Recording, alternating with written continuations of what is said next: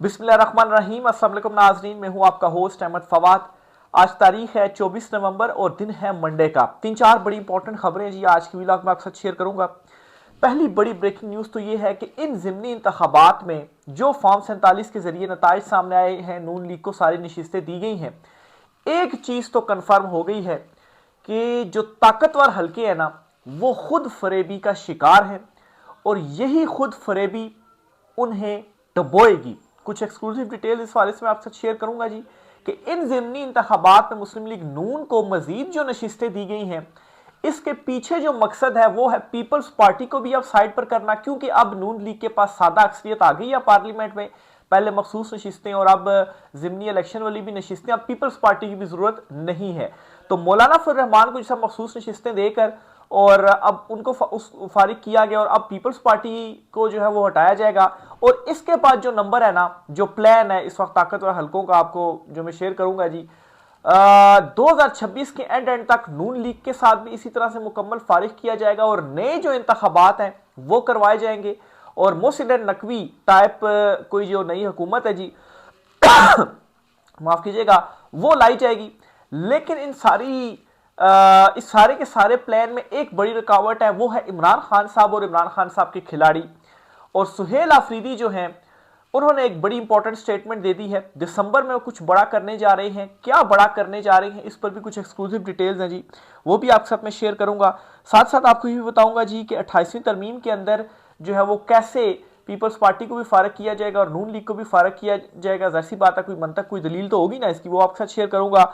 जो आईनी बेंच है जी, जस्टिस अमीनुद्दीन खान साहब जिसके चीफ जस्टिस हैं, उन्होंने आज जो है वो ये साबित किया है कि क्यों उन्हें आईनी बेंच का चीफ जस्टिस बनाया गया है। आज इमरान खान साहब का मामला आईनी बेंच के सामने आया, उस पर उन्होंने क्या कहा वो भी आपके साथ में शेयर करूंगा। सबसे पहले तो जी पहली बड़ी डेवलपमेंट की जानिब बढ़ते हैं जी, और वो डेवलपमेंट ये है जी कि मौजूदा जो ताकतवर हल्के हैं ना, ये खुद फरेबी का शिकार है। मैं ये बात क्यों कह रहा हूं। जिमनी इलेक्शंस हुए जी 13 हल्कों में जिमनी इलेक्शन से 2 में तो पीटीए ने हिस्सा लिया, लेकिन बाकी 11 में बाइकाट हुआ। जहां पर बाइकाट हुआ ना, वहां पर जो ग्राउंड में रिपोर्ट सामने आई है ना, वहां पर 5% टर्नआउट था। 95% लोग निकले ही नहीं है वोट देने के लिए। लेकिन जाहिर सी बात है, फॉर्म 47 के अंदर वो टर्नआउट भी फिर बढ़ा दिया गया और फिर उसके बाद जो है वो जो नशिस्तें थी वो भी नून लीग को दे दी गई, जिस तरीके से 8 फरवरी 2024 के इंतखाबात में हुआ। अब तो फॉर्म 47 का कोई मसला ही नहीं रहा ना, अब तो सारी प्रैक्टिस हो चुकी है, सब कुछ मालूम है। लेकिन चले, इन हल्कों में तो बाइकआउट किया था, लेकिन जिन हल्कों में पीटीआई ने इलेक्शन लिया ना, वहां पर भी इनको ज्यादा मसला पड़ा है और वहां पर पाकिस्तान तहरीक इंसाफ जीती। लेकिन वहां पर भी क्या किया गया जी, उसी तरह से फॉर्म 47 और नून लीग के खाते में वो जो नशिस्तें हैं जी वो डाली गई हैं। अब यहां पर ये खुद फरेबी का जो शिकार है जी, ये किस तरीके से हैं। अब ये बात समझ रहे हैं जी, या मतलब है कि ये जो 5% टर्नआउट था या जो कुछ हुआ हरीपुर के इंतखाबात में, इन इंतखाबात के बाद इनको ये बात शायद समझ नहीं आ रही या क्या मसला है कि अवाम के अंदर ये इससे बड़ा सबूत, इससे बड़ी दलील और क्या हो सकती है कि ये मतलब है कि अनपॉपुलर हो चुके हैं और अवाम के दिलों में इनके लिए नफरत है। आप देखें ना, जहां पर पीटी ने बाइकआउट किया वहां पर टर्नआउट ही नहीं है। फॉर्म 47 में जितना मर्जी फिर आप शो करते रहे ना, वो तो आप छोड़ें, जो नताइज हैं। बल्कि एक नतीजा मैं आपसे शेयर भी करता हूं ताकि ऑन रिकॉर्ड भी ये चीज़ें रह सकें जी, क्योंकि बहुत सारे लोग फिर पूछते हैं आप ये बात तो कर रहे हैं लेकिन इस बात का मतलब है सबूत क्या है या क्या है। अच्छा, ये जी साहीवाल के हवाले से मैं आपको बताता हूँ जी, जो कुछ जो चीज़ें हैं जी वो सामने आई हैं। ये उबैद भट्टी साहब हैं जी, उन्होंने ये ट्वीट किया, बड़े सीनियर जर्नलिस्ट है वो। 10% टर्नआउट, लेकिन साहीवाल में लीगी उम्मीदवार 1,35,000 वोट लेकर कामयाब। इतने वोटों के हिसाब से एक हल्के में तो 10 लाख वोटर रजिस्टर होना चाहिए। फॉर्म 47 बनाने वाला दस्ता अकल को हाथ मारने को तैयार ही नहीं है।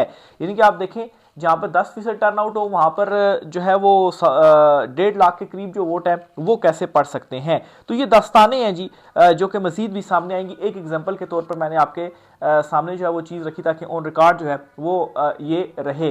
तो बहरहाल जी ये खुद फरेबी का शिकार है और खुद फरेबी में ये काम जो है वो ये कर रहे हैं और समझ रहे हैं जी कि नहीं जी, हम ही सब कुछ जो है वो काबू हमने कर लिया है और हम ही सब कुछ कंट्रोल करेंगे, और यही खुद फरेबी इनको ले डूबेगी। क्योंकि जब आप मुकम्मल एतमाद में हो जाते हैं, बस अब तो हमने सब कुछ कर लिया, देखें अब तो हम फॉर्म 47 भी जो कुछ मर्जी हो जाए अपनी मर्जी से जारी करके इलेक्शन जो है वो हमारे हाथ में आ जाते हैं, तो तब ही आपका जो डाउनफॉल है ना वो शुरू होता है। और इसी के साथ ही दो चीज़ें मैं आपके साथ और भी शेयर करना चाहता हूँ जी, जो मैंने सारा आपके सामने ये प्लान रखा 2026 में इंतखाबात के हवाले से, और फिर इमरान खान साहब की वापसी के हवाले से, और कैसे इमरान खान साहब रुकावट हैं, और कैसे मौलाना के बाद अब पीपल्स पार्टी की बारी शुरू हो चुकी है और पीपल्स पार्टी के बाद नून लीग की बारी आएगी। ये सारी चीज़ें मैं आपके सामने जो है वो रखता हूँ। देखिए, ये जो ज़िमनी इंतखाबात में नशिस्तें दी गई हैं ना मुस्लिम लीग नून को मजीद, तो अब इससे क्या हुआ है कि पीपल्स पार्टी की जो एक ज़रूरत थी ना हुकूमत को कि सादा अक्सरियत पूरी हो, तो वो अब ज़रूरत नहीं रही। एक तो मखसूस नशिस्तें भी हुकूमती जमातों को मिल गई, वो तादाद भी बढ़ गई, और अब ये ज़िमनी इलेक्शन में भी नशिस्तें मिल गई हैं। तो अब क्या हुआ है जी, पीपल्स पार्टी की भी अब ज़रूरत नहीं रही। आगे कोई भी तरमीम होती है, कोई भी जैसा 28वीं अगर आइनी तरमीम होती है तो इसमें तो ज़रूरत पड़ेगी, लेकिन जो सादा कानून साजी होगी इसमें बिल्कुल भी ज़रूरत नहीं है। और इवन की जो पीपल्स पार्टी कहती थी हम हुकूमत से अलहदा हो जाएंगे, तो आप हुकूमत से बेशक अलहदा हो जाएं, आपके वोटों की अब ज़रूरत नहीं है। वज़ीर-ए-आज़म के लिए वो सारी नून लीग को सादा अक्सरियत दिलवा दी गई है। तो एक तो जी पीपल्स पार्टी को यहाँ पर जो उनका अमल दखल था ना जी, वो कम कर दिया गया है, और इसी तरीके से नेक्स्ट जो बारी है वो नून लीग की भी है। ये कंवर दिलशाद हैं जी और हफीजुल्लाह न्याजी हैं। कंवर दिलशाद की जानिब से तो पूरा एक कॉलम लिखा गया है, और हफीज़ न्याजी का भी मैं स्टेटमेंट आपके साथ शेयर करूंगा। इन दोनों ने सेम स्टेटमेंट्स दी हैं, और जो प्लान है जी या जो तजावीज़ हैं या जो फैसले किए जा रहे हैं उस हवाले से इन्होंने बता दिया जी कि अब आगे क्या किया जाएगा। आम हल्कों में यह तजवीज़ ज़ेर गौर है कि मुजव्ज़ा 28वीं तरमीम, जिसका मकसद अहम इस्लाहात के जरिए पाकिस्तान को मजबूत माशी मुल्क बनाना है, ये वो समझते हैं कि तरमीम करके मजबूत जो है वो बना लेंगे।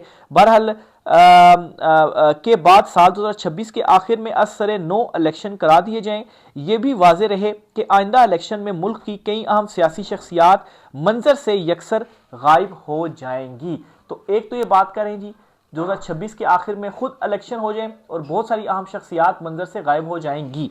एक ये चीज़ आप अपने जहन में जो है वो रखिएगा। फिर इसी तरह से जी मजीद कहते हैं जी कंवर दिलशाद के अब 28वीं तरमीम के जरिए मुल्क में नए सूबों की तश्कील के लिए आइन के आर्टिकल 239 में तरमीम करने का इम्कान है। मुजव्जा सूबे के मनसूबे के मुताबिक नए सूबे बनाने के लिए सूबाई इख्तियार वफाक को तफवीज़ करके मुल्क में ज़रूरत के मुताबिक पहले से मौजूद सूबों को इंतज़ामी बुनियादों पर तकसीम करने पर गौर व फिक्र हो रहा है। अच्छा, फिर जी वो मज़ीद क्या लिखते हैं जी कि ये इतलात भी हैं कि सदर को हालिया तरमीम में आइन के आर्टिकल 248 के तहत जो इस्तिस्ना दिया गया वो आइनी अदालत में चैलेंज किया जा सकता है। नई मुजव्जा तरमीम में 18वीं तरमीम के बुनियादी ढांचे में अहम तब्दीलियाँ की जा रही हैं और पीपल्स पार्टी के पास अब तुरप के पत्ते नहीं रहे।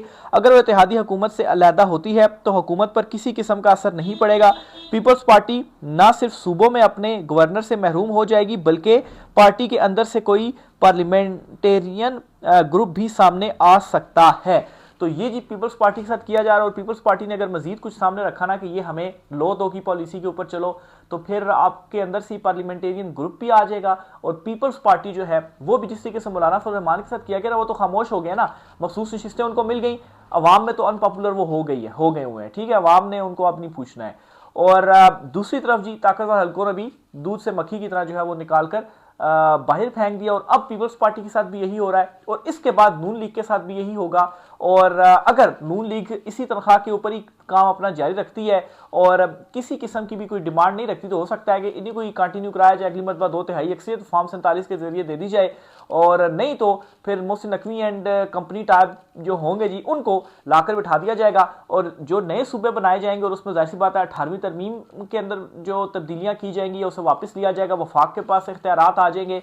नए सूबों में क्या होगा जी, अब आप मिसाल के तौर पर देखें जी अभी 4 सूबे हैं, एक सूबा सिंध है, अब जब आप इसको 12 सूबे करेंगे तो एक सूबे को आप यानी कि एक तरह से 3 कर रहे हैं, अगर इक्वली आप वो डिवाइड करें तो सिंध के जब 3 सूबे बन जाएंगे तो वो तीनों के अंदर 3 वज़ीर आला जो है वो होंगे। तो पीपल्स पार्टी को इस तरह से फारिग जो है वो किया जाएगा सिंध से भी, और इसी तरह से केपीके के अंदर भी जब इस तरह से चीज़ की जाएगी तो वहाँ पर भी खैर केपी में तो इमरान खान साहब का तो सूरत हाल ही है ना कि उनके साथ तो अवाम खड़ी हुई है, पब्लिक जो है वो उनके साथ खड़ी हुई है। फिर एक की बजाय 3 जो सूबे हैं वो इमरान खान साहब के साथ मतलब है कि जिस तरह से मजम्मत केपी से आ रही है वो और किसी सूबे से अगर कंपेयर किया जाए, दीगर सूबों में भी है लेकिन उस तरह की नहीं है जिस तरीके से केपी के अंदर जो है वो है। तो बहरहाल इमरान खान साहब की तो अवाम उनके साथ खड़ी हुई, वो तो पॉपुलर है, 90% अवाम उनके साथ खड़ी हुई है। तो पीपल्स पार्टी के साथ और नून लीग के साथ फिर ये होगा और फिर जो है वो मुकम्मल जब कंट्रोल कर लिया जाएगा और फिर जो है वो ऊपर बैठा जाएगा। वही चीज है ना कि वो जो बार बार कहा जा रहा है ना जी कि सऊदी निजाम या चीन वाला निजाम, सऊदिया में तो बादशाह था और चीन में भी वन पार्टी रूल है। तो ये अब आगे जो प्लान है जी वो चल रहे हैं और ये कवर दिलशाद साहब जो हैं उनकी जानिब से अपने कॉलम के अंदर इंकशाफ किया गया है। फिर जी मैं आपको एक और इसके साथ हफीजुर न्याजी साहब जो हैं उनकी भी आपको स्टेटमेंट बताता हूँ। वो कहते हैं एक वक्त दो ऑप्शन, इस वक्त दो ऑप्शन जेर गौर हैं। एक ये कि 2026 में कबल अज वक्त इलेक्शन करवा के नून लीग को 2/3 अक्सरियत दिलवा दी जाए, यानी कि अगर इसी तनख्वाह पे काम करते हैं 2/3 अक्सर दिलवा के उनके साथ ही चलें, बाकी सब फारिग, ठीक है। और दूसरे नंबर पर ये जी कि इमरान खान को सजा दिलवा कर 10 साल के लिए इलेक्शन मुलतवी हो जाएं और इसके लिए आईनी अदालत जो है वो काम आएगी, वो भी फिर बना दी है तो वही इसमें जो काम है जी वो आएगी। लेकिन इस सारी सूरत हाल में मसला क्या है, रुकावट क्या है? सारी सूरत हाल में इमरान खान साहब और इमरान खान साहब की जो खिलाड़ी हैं जी वो रुकावट है, वो कैसे? अच्छा, एक तरफ ये सब कुछ कर भी लेते हैं, इन जमातों का तो मसला नहीं, मिसाल के तौर पर ये सारा कुछ कर भी लेते हैं, तो क्या पाकिस्तान तहरीक इंसाफ अपनी मुजम्मत खत्म करते ही छोड़ देगी? नहीं करेगी। वो उनका अब जो एक बराह रास्त जो टाकरा हो गया ना, जो अब सबको नजर भी आ रहा है, वो ताकतवर हलकों के साथ ही है। अब ये जो सियासी दूसरी जमातें हैं उनके सामने बोने हैं, ये कुछ भी नहीं है, ठीक है। तो जो सुहेल अफरीदी साहब जो है उनकी भी बल्कि स्टेटमेंट बताता हूं जी, जो कह रहे हैं ना बार बार के दिसंबर में कुछ बहुत बड़ा होने जा रहा है, वो भी सुनिए। मुझे पता है कि मेरे मुखालफिन क्या करेंगे और उनके हर वार का तोड़ मेरे पास मौजूद है, लेकिन मेरे मुखालफिन ये नहीं जानते कि मैं क्या करूंगा और उनके पास मेरे वार का कोई भी तोड़ नहीं होगा। तो ये जो एक इनकलाब या जो एहतजाज किया जाएगा ना जी सुहेल अफरीदी की जानिब से, जो लीड किया जाएगा, तो इसमें वापसी का रास्ता उनकी तरफ से नहीं होगा, ये टकराव आर या पार का होगा। तो ये सारी जो है वो इस वक्त इनको मसला पड़ा हुआ और जाहिर सी बात है एक तरफ अगर ये सारा कुछ होता है और दूसरी तरफ सुहेल अफरीदी और वो मजम्मत जारी रखते हैं और रास्ता फिर एक ही है जो चूज कर लिया गया, पॉइंट ऑफ नो रिटर्न पे जो चीजें जा चुकी हैं, आर होगा या पार होगा, या तो जीत होगी या तो हार होगा, या वापस बैरकों में जाना पड़ेगा, या तो फिर यह है कि खुद जो है वो इसी तरह से पीछे होकर गुलामी जो है वो कबूल करना पड़ेगी, जो कि कबूल है नहीं और इमरान खान साहब इसीलिए डटे हुए हैं। तो इस सारी सूरत हाल में क्या होगा कि इमरान खान साहब अगर जो ये किया जा रहा है जी 2026 के आखिर में इलेक्शन हो जाएंगे, तो इलेक्शन के अंदर अगर वहां पर पाकिस्तान तहरीक इंसाफ और सुहेल अफरीदी जो है वो वहां पर खड़ी होती है, अभी भी जो एहतजाज वगैरह वो होंगे, लेकिन अगर वहां पर भी ये मतलब है कि केपी पंजाब दीगर सारे सूबे पूरे मुल्क से जो लोग हैं वो निकलते हैं और अपना मैंडेट चोरी नहीं करने देते, तो ये एक बहुत बड़ा रास्ता है जी इमरान खान साहब की वापसी का। और फिर इनके पास और कोई ऑप्शन भी नहीं होगा क्योंकि एक्सपोज भी हो चुके हुए होंगे, दीगर सियासी जमातें तो वैसे ही अवाम के अंदर जीरो हो चुकी हुई हैं और बाकी जो सारी आम शख्सियात वगैरह हैं, आम शख्सियात कौन सी हो सकती हैं? आम शख्सियात जो चेहरे हैं जी, नवाज शरीफ, शहबाज शरीफ, आसिफ जरदारी, बिलावल जरदारी, मरियम, यही हो सकते हैं ना। तो ये सारे के सारे जो है वो फारिग हुए होंगे और इनको अवाम ने दोबारा जो है वो पूछना भी नहीं है। तो इसलिए मैं कहता हूं जी कि बाज़ औक़ात ऐसा होता है ना कि आप जो है वो गड्ढा खोदते हैं दूसरे के लिए और जाकर खुद उसके अंदर गिरते हैं। तो अगर ये सिचुएशन को मैं एनालाइज थोड़ा सा करूं और अगर आप ये भी समझ लें कि थोड़ी देर के लिए कि मैं कोई खुशफहमी पाल रहा हूं, चलो खुशफहमी ही पाल रहा हूं, अगर ये सारा कुछ इसी तरीके से अपने प्लान के मुताबिक करते हैं और आप ये सोचें कि अभी तो ताकतवर हल्के हैं ना जी, अब जब इमरान खान साहब इनको शिकस्त देकर इमरान खान साहब जो है वो इस निज़ाम में ऊपर बैठ जाते हैं, तो फिर तो इनकी कैसे चीखें निकलेंगी और कैसे इमरान खान साहब के कंट्रोल में जब ये सारी चीज़ें आएंगी, अंडर में जब सारी चीज़ें आएंगी, तो तब कितनी ज़्यादा मतलब है कि एक मजबूती भी होगी और जो निज़ाम है वैसे भी वन पार्टी रूल ही है। डबल फ़ायदा ये होगा जी कि एक तो निज़ाम में भी नए सूबे और जो कि यकीनी तौर पर ज़रूरत भी है इस वक्त नए सूबों की, वो भी अंडर होगा और नीचे से जो अवाम है वो भी सारी इमरान खान साहब के साथ खड़ी होगी। तो ये सोने पर सुहागा ही एक तरह से जो है वो होगा। बहरहाल खुशफहमी कहें या जो कुछ भी कहें, मैं तो इस अंदाज में भी सोचता हूँ कि देखें आप दूसरे के लिए गड़ा खोदते हैं, आप खुद ही उसके अंदर गिरते हैं। अब इमरान खान साहब अगर इस निज़ाम के ऊपर आकर मतलब है कि बैठते हैं जहाँ पर मतलब है कि एक तरह से सदारती निज़ाम ही हो जाता है, आप ही के कंट्रोल में सारी चीज़ें हैं, तो दूसरी जमातों को वैसे ही कोई स्पेस जो है वो नहीं मिलती। बाकी ताकतवर हल्के भी अपने बैरकों में होंगे, पीछे जो अदालतें हैं जी वो अगर सिस्टम यही हो, आईनी अदालत यही हो, लेकिन जाहिर सी बात है जो इंडिपेंडेंट जजेस हैं वो जब ऊपर आ जाएंगे, वो बैठेंगे, वो फैसले करेंगे, तो उनके ऊपर भी कोई एतराज़ नहीं होगा। नीचे भी जो है वो इमरान खान साहब जो करप्ट लोग हैं उनको हटाकर जो सही लोग हैं वो आएंगे, अपनी पोजीशंस के ऊपर बैठेंगे, तो वो सही अंदाज में जो काम है जी वो फिर कर पाएंगे। तो ये जी इस हवाले हवाले से एक और बड़ी डेवलपमेंट थी जी जो आपके साथ मैंने शेयर करनी थी। इसके साथ ही जी एक दो चीज़ें और भी आपके साथ शेयर करनी है। एक बड़ी इंपॉर्टेंट और बड़ी मज़ेदार स्टेटमेंट है जो कि एक सीनियर जर्नलिस्ट की जानिब से दी गई। उससे पहले में जी जो आईनी अदालत में आज इमरान खान साहब का मामला आया सामने, वो आपके साथ शेयर करता हूँ जी।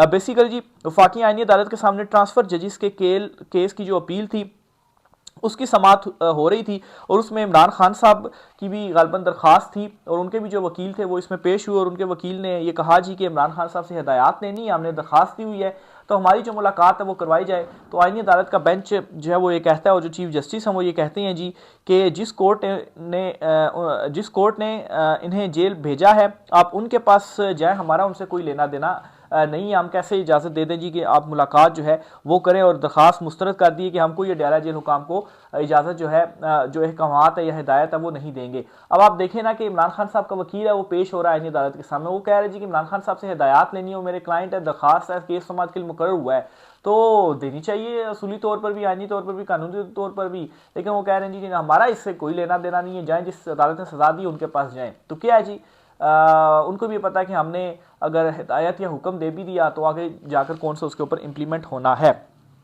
ज़िमनी इंतखाबात पर जी एक मैं आपके साथ बड़ी ये अच्छी इन्होंने तहरीर सी है, एक पैराग्राफ की शेयर करना चाहता हूँ। व्लॉग लंबा हो रहा है लेकिन बस 30 सेकंड में आपके साथ मैं जो है वो ये ख़त्म करता हूँ जी। अमीर अब्बास साहब हैं, इन्होंने ये ट्वीट किया और लिखते हैं जी कि इलेक्शन चोरी हुआ है, सीने पर हाथ मार कर चोरी हुआ है, बेशर्मी और ढिठाई से चोरी हुआ है।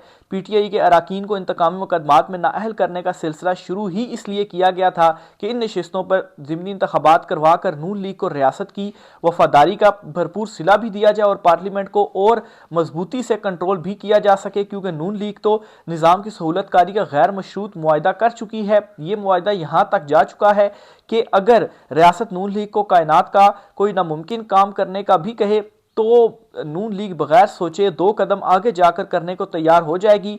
मुर्दों को भी ये सारा खेल अव्वल से आखिर तक नजर आ रहा है, लेकिन जिंदा दानिश्वरों और सहाफ़ियों की आंखों पर मफादात और बुग़्ज़ की ऐसी चर्बी चढ़ चुकी है कि वो जानते हुए भी इस खेल की सहूलतकारी कर रहे हैं। राय का साथ कीजिएगा। आज की व्लॉग से इतना ही, इजाज़त दीजिए, अल्लाह हाफिज़।